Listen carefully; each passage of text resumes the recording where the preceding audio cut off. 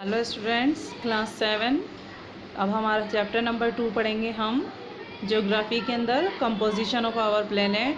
जैसा कि हम जानते हैं कि हमारा जो प्लेनेट है यानी अर्थ है, उसका जो है उसकी रचना किस तरह से बनी हुई है, उसका स्ट्रक्चर कैसा है। Structure of the earth on the basis of compositions properties of rock and their dynasty, and the earth is divided into three concentric layers: crust, mantle and core। तो जैसे कि हम जानते हैं कि हमारी जो अर्थ है वो रॉक्स की उसके ऊपर रॉक्स भी हैं और इसको 3 पार्ट्स में डिवाइड किया जा सकता है, जिसमें पहला है आपका क्रस्ट यानी कि ऊपर की तह, ऊपर की जो सतह होती है उसे हम क्रस्ट कहते हैं। द क्रस्ट और lithosphere is the solid outermost layer of the earth composed of lead and minerals. Its average thickness varies between 8 km to 50 km. The two distinct layers which the crust comprises are the continental crust of Sial and oceanic crust of और सीमा। इसको आप underline करेंगे यहाँ से। The two distinct layer which the crust comprise are the continental crust of sial and oceanic crust और sima. तो crust जो है वो लिथोस्फेयर के अंदर है और ये एक सॉलिड आउटर मोस्ट लेयर है अर्थ की, जिसकी थिकनेस जो है वो 8 किलोमीटर से लेकर 50 किलोमीटर तक हो सकती है। और इसकी जो कॉन्टिनेंटल क्रस्ट जो है उसे हम जो है सियाल या सीमा भी कहते हैं। ओशियनिक को तो कहते हैं सीमा और कॉन्टिनेंटल क्रस्ट को कहते हैं सियाल। द कॉन्टिनेंटल क्रस्ट और सियाल continent constitutes the uppermost layer of the Earth's crust. The thickness is up to 50 km.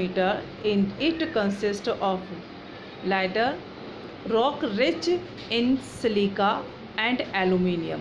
This layer is not continuous and it most found in the continental areas above the lower crust। हम ये देख रहे हैं, जैसे कि आपको इस picture भी नज़र आ रहा होगा, लिथोस्फेयर जो है आपको नज़र आ रहा है, उसके अंदर आपको कॉन्टिनेंटल क्रस्ट नज़र आ रहा है, सेडिमेंट्री जो है डिपॉजिट्स नज़र आ रहे हैं, ओशियनिक क्रस्ट नज़र आ रहा है।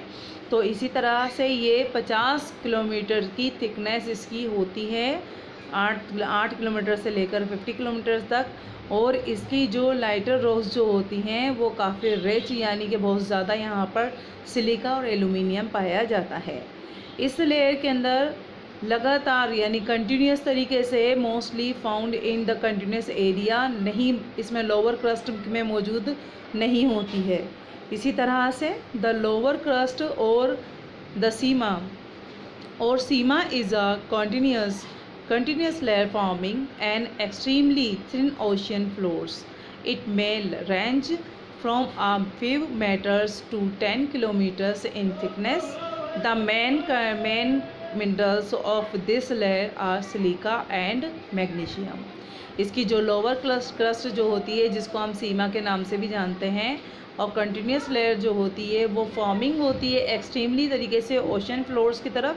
और इसकी जो रेंजेस जो होती है वो 10 किलोमीटर्स की थिकनेस होती है। और जो इसके मेन मिनरल जो होते हैं वो इस लेयर के सिलिका और मैग्नीशियम के होते हैं। अब हमारा सेकंड पॉइंट है आपका मेंटल। द मेंटल का और the mesosphere is a term used of the second layer of the earth. It lease beneath the crust. The extent up to the core of the earth averages thickness is 2,900 km. The mantle is made of rocks which are far denser than those constituting the crust. The mantle consists of 3 layers depending on the temperature of pressure conditions there. They cause the rock to be solid or semi-solid. The temperature of the mantle is extremely high because it contains magma coming to the surface as lava during volcanic eruption. Iron, magnesium and silicon are the major constituents of the mantle. हम ये जानते हैं कि जो mental जो है वो mesosphere में पाया जाता है और इसकी जो थिकनेस जो होती है वो 2900 किलोमीटर के करीब होती है, यानी कि बहुत ज़्यादा मोटी इसकी लेयर होती है और ये जो है क्रस्ट से ज़्यादा मोटी होती है, यानी कि इसकी थिकनेस काफ़ी सॉलिड होती है।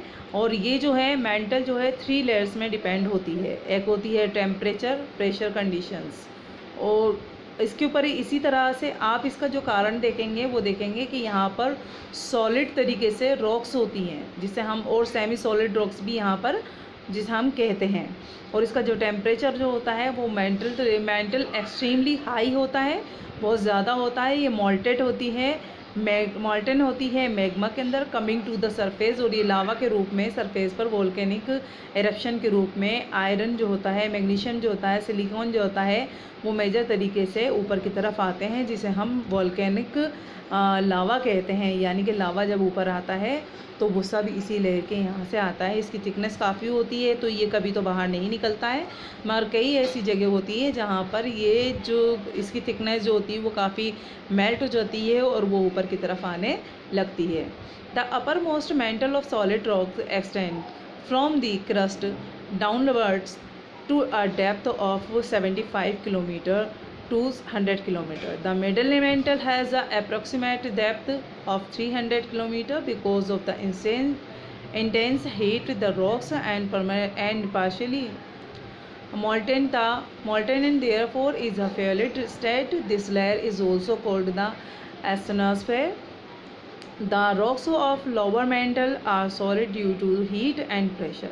अपर मोस्ट जो सॉलिड रॉक्स जो होती हैं वो 75 किलोमीटर से 100 किलोमीटर तक होती हैं, मिडिल जो होती है वो 300 किलोमीटर्स तक होती हैं, और जो इसकी लोअर मेंटल जो होती हैं वो काफ़ी सॉलिड और हीट से प्रेशर के अंदर आती हैं।